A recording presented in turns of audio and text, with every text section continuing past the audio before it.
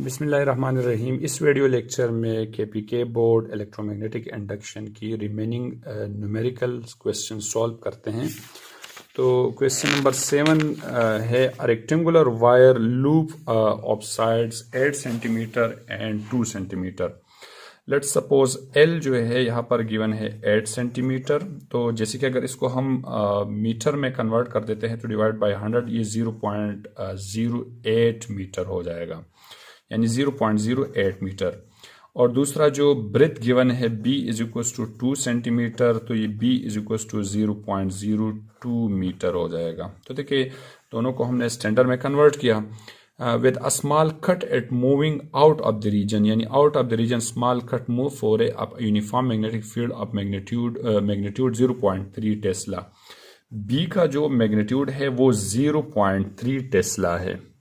आगे गिवन है directed normal to the loop, what is the EMF developed across the cut if the velocity of the loop is 1 centimetre square, यानी velocity given है v is equal to 1 centimetre per second.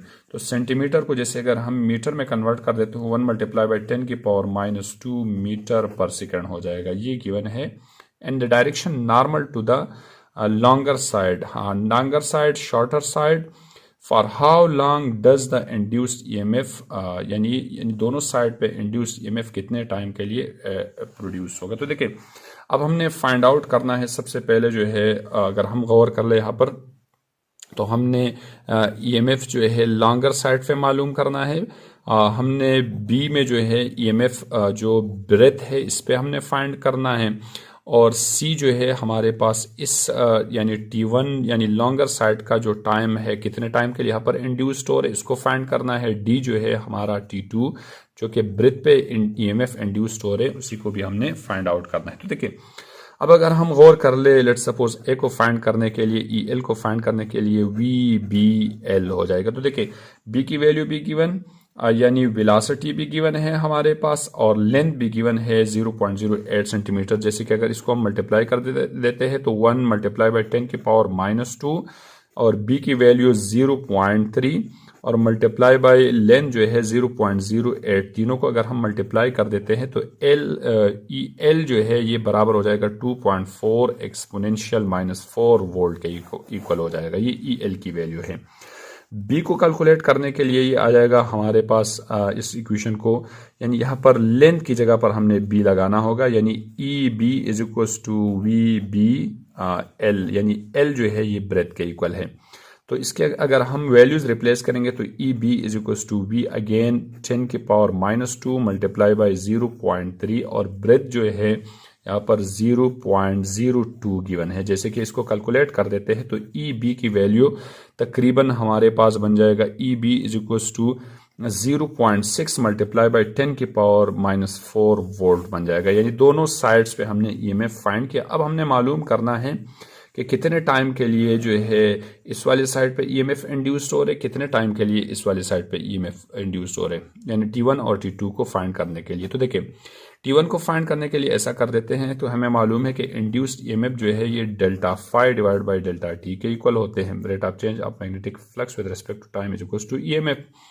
Delta phi यानी phi is equal to B.A के equal होते हैं। अगर इसके अंदर हम रिप्लेस करेंगे तो ये आ जाएगा हमारे पास delta BA divide by delta T हो जाएगा, यानी जनरली इसको हम यूं भी लिख सकते हैं कि E is equal to BA divide by T हो जाएगा। तो देखिए अब अगर हमने EL को यानी इस वाले साइड पे हमने टाइम मालूम करना है तो इसको मैंने TL का नाम दे दिया और EMF यहाँ पर EL हो जाएगा। तो TL बराबर हो जाएगा BA डिवाइड बाई EL के इक्वल हो जाएगा। तो देखिए अब यहाँ पर वैल्यूज रिप्लेस करना है। TL is equal to B की वैल्यू यहाँ पर 0.3, एरिया हमारे पास यानी 0.08 मल्टीप्लाई बाई 0.02 हो जाएगा और डिवाइड बाई EL की वैल्यू गिवन है 2.4 एक्सपोनेंशियल -4। जैसे कि इसको हम कैलकुलेट कर देते हैं तो TL की जो सोल्यूशन है वो तकरीबन हमारे पास 2 सेकंड आ जाएगा, यानी इसको कैलकुलेट करके ये 2 सेकंड हो जाएगा।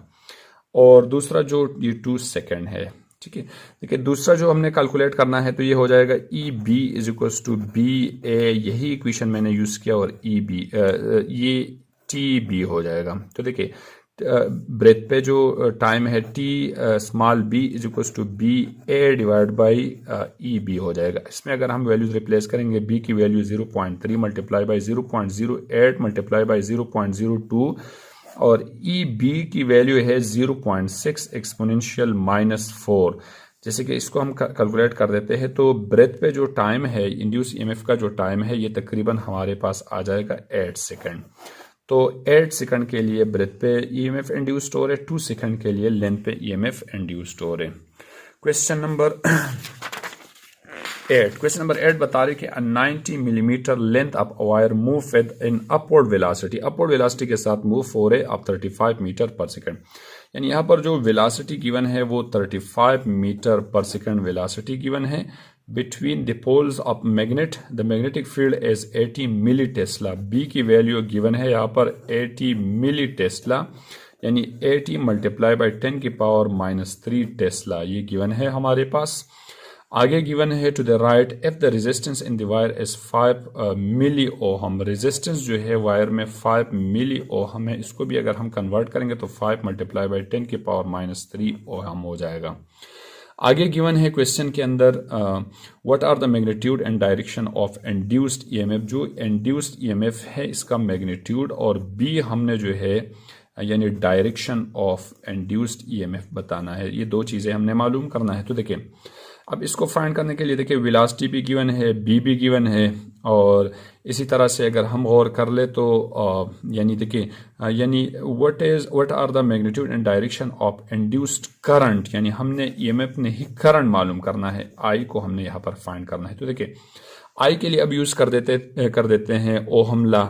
तो ओहम लॉ है हमारे पास जैसे कि E is equal to I R, तो आई बराबर हो जाएगा E अपान आर के इक्वल हो जाएगा, यानी I is equal to E upon R के इक्वल हो जाएगा। और देखिए E हमें मालूम है मोशनल ईएमएफ VBL, क्योंकि कंडक्टर मूव हो रहे तो इसके अंदर अगर हम वैल्यूज रिप्लेस करेंगे तो I is equal to VBL upon R हो जाएगा।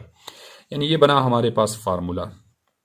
अब है V की वैल्यू जो है गिवन है क्वेश्चन में, यानी क्वेश्चन के अंदर V की वैल्यू गिवन है तकरीबन V35, B जो है 0 यानी B की वैल्यू मैग्नेटिक इंडक्शन की 80 मल्टीप्लाई बाई 10 की पावर -3 और लेंथ ऑफ द कंडक्टर जो है L की वैल्यू गिवन है 90 मिलीमीटर, तो मल्टीप्लाई बाई 10 की पावर ये भी आ जाएगा हमारे पास -3 मीटर आ जाएगा।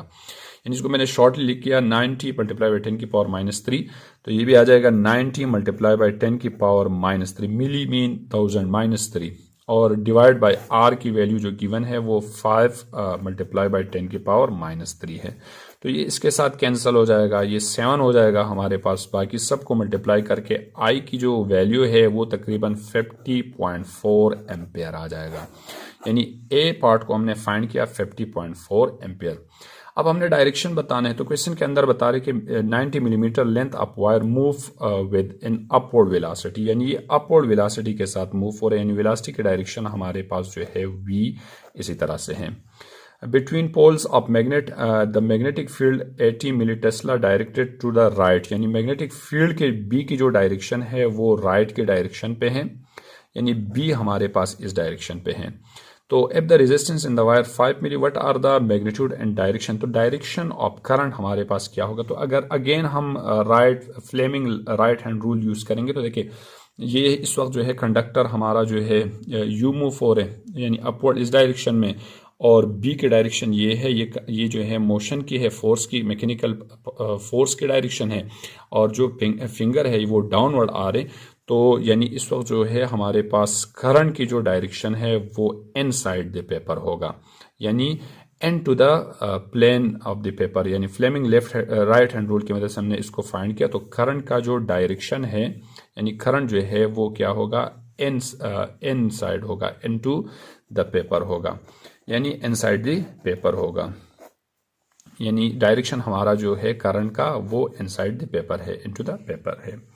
Question number 9, question number 9 given है, बता रहे कि a pair of adjacent coil has a mutual inductance of 1.5 Henry. यानी म्यूचुअल इंडक्टेंस जो है यानी जो कॉइल की जो म्यूचुअल इंडक्टेंस है m इज इक्वल टू ये 1.5 h के इक्वल है। अब the current in one coil change from 0 to 20 ampere, यानी I1 की वैल्यू है 0 एम्पेयर, I2 की वैल्यू है 20 एम्पेयर, और डेल्टा आई, इन दोनों का जो डेल्टा आई है वो बराबर होगा 20 minus 0 is equal to 20 ampere, यानी डेल्टा आई भी 20 एम्पेयर के इक्वल है। आगे बता रहे इसके अंदर के एंड 0.5 सेकंड, डेल्टा टी की वैल्यू है time is equal to 0.5 second के लिए। आगे हमसे पूछ रहे what is the change of flux link with the other coil, यानी हमने चेंज इन फ्लक्स को फाइंड आउट करना है। तो देखिए हमें रिलेशन मालूम है कि m mutual induction delta I is equal to n delta phi के का जो रिलेशन है वो हमें मालूम है। अब n का जिक्र नहीं है तो लेट सपोज मान दे नंबर ऑफ लूप्स हमारे पास नंबर ऑफ लूप 1 है, तो यानी डेल्टा फाई बराबर हो जाएगा m delta I divide by n के इक्वल हो जाएगा। अगर इसके अंदर हम वैल्यूज रिप्लेस करेंगे तो m की वैल्यू है 1.5 मल्टीप्लाई बाई डेल्टा I की वैल्यू है 20 और n हमारा 1 है, यानी delta pi is equal to ये 0 पॉइंट के साथ कैंसल, और 15 को अगर हम 2 के साथ मल्टीप्लाई करेंगे तो ये आ जाएगा 30 वेबर जो है हमारे पास चेंज ऑफ फ्लक्स होगा। तो ये थे न्यूमेरिकल्स इलेक्ट्रोमैग्नेटिक इंडक्शन चैप्टर के, और इसकी जो रीज़न क्वेश्चन है वो नेक्स्ट वीडियो के अंदर सॉल्व करेंगे। अल्लाह हाफिज़।